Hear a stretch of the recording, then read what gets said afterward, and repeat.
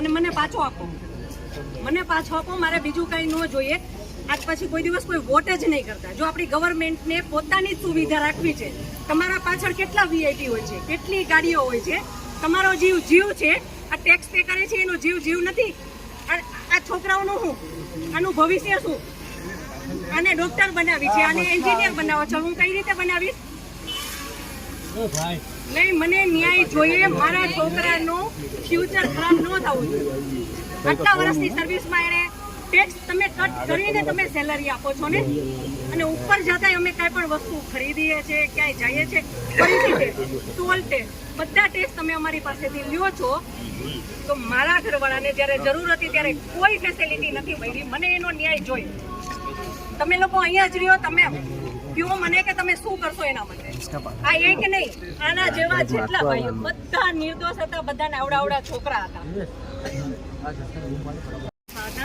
Tax ભરતા હતા.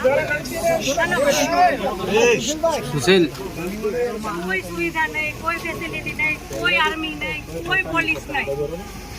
જયારે મોટા નેતા આવે, કોઈ વીઆઈપી માટે પાછળ કેટલી ગાડી, ઉપર હેલિકોપ્ટર, તેનાથી હાલે ટેક્સ પે કરે છે એના ઉપર જ.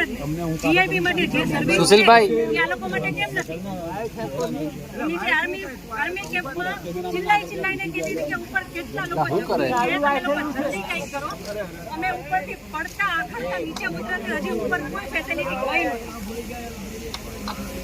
ઉપર આટલું બધું થઈ ગયું તો નીચે આર્મીને ખબર કેમ ન પડી કે ઉપર આ થઈ ગયું છે? આતંકવાદી અમારી સામે આવીને ગોળી મારી દે છે. હિન્દુ મુસલમાનને અલગ કરીને હિન્દુના બધા ભાઈઓને ગોળી મારી છે. તો આપણી આર્મી કરે છે શું? લાખોની સંખ્યામાં આર્મી હતી ત્યાં. અને જે ટુરિસ્ટ પ્લેસ છે ત્યાં કોઈ આર્મી મેન નહીં, કોઈ પોલીસ મેન નહીં, કે કોઈ ફર્સ્ટ એડ કિટ નહીં.